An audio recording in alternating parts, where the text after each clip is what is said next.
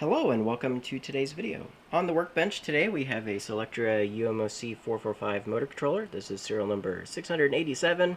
It is currently programmed for an AC42 motor wired delta, and we have a nominal pack voltage of 312 volts, so we're running off of the bridge rectified 240 AC capacitor. I don't have an AC42 motor, so we're using my AC GTX 20 motor, and I have it wired in as Y instead of delta. When the bars go across this way, it's wired as delta. When they go across this way, it's wired in Y. That allows me to take this 150 volt motor and run it at 300, and it won't complain or arc over or anything bad. So yeah, this controller I've had for a while. Don't quite remember when I got it, but it works perfectly fine. I picked it up. Don't remember if I picked it up in a trade or on eBay or wherever, but go ahead and show that it works. So we'll go ahead and flip on power here and let it boot up. Oh, my computer fell asleep. Go ahead and hit enter, and you can see bridge rectified 240s coming out to 328.4 volts, and it's around room temperature in the basement right now. And well, if I spin the motor, you can see the RPM go up and go down.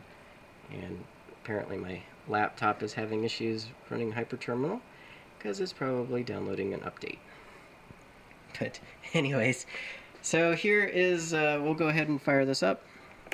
Flip her on here, putting forward, and give her a little bit of throttle.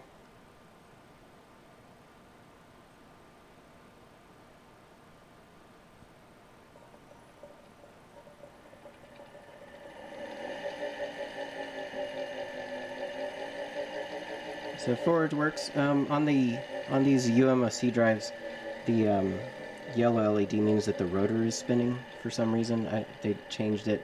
On the AMC ones, it means that the battery is full. So you can see that when the rotor stops, the yellow LED goes out. If I were to manually spin this by hand, see the light comes on and goes out. Reverse works as well. Put it in reverse here. Give her a little throttle. As I find the spot, it's very sensitive because it is set up for a 42 motor, not a 20, so it puts out a lot of magnetization current. You can see. So, but it works. This drive works perfectly fine. I haven't found any problems with it. Go ahead and turn it off here. But it works perfectly fine.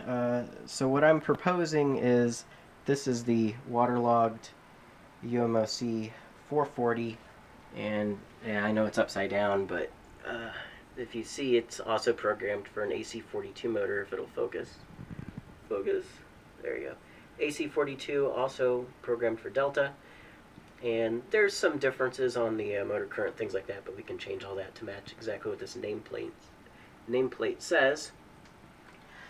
So it would be identical. I think that would be a lot easier to just trade, keep this for spare parts, because this has got a bad phase in it. It's got water damage, you know, horrible stuff has happened to the, and it's got corrosion, and, you know, I just can't guarantee that it'd be reliable in any way, even if I fix it, because it got a bunch of water in it. There was standing water in it, and I powered it up while it had standing water in it, and it probably did all kinds of horrible things to, you know, logic gates and things like that. So I think this might become a parts drive, you know, the contactor and the fuses and, you know, things that are not on the logic IO board, you know, could be used to repair other drives. But yeah, I really think that might be a lost cause. So my proposal is to take everything as just spare parts, or just keep that in exchange for this nice, perfectly working AC42 drive, or UMOC 445 drive that's programmed for an AC42 motor, and a little bit of extra cash, and I think I'll call this one fixed. I know it's cheating and it's kind of copping out, but I really think it'll be a lot more reliable than one that's got a lot of water damage. And I'd hate to go through all the trouble to fix the water damage one, ship it over there, and it runs for a week and then dies. And then ship it back, fix that, runs for a week, dies, kind of a thing. So I think the reliability on this one would be a lot higher.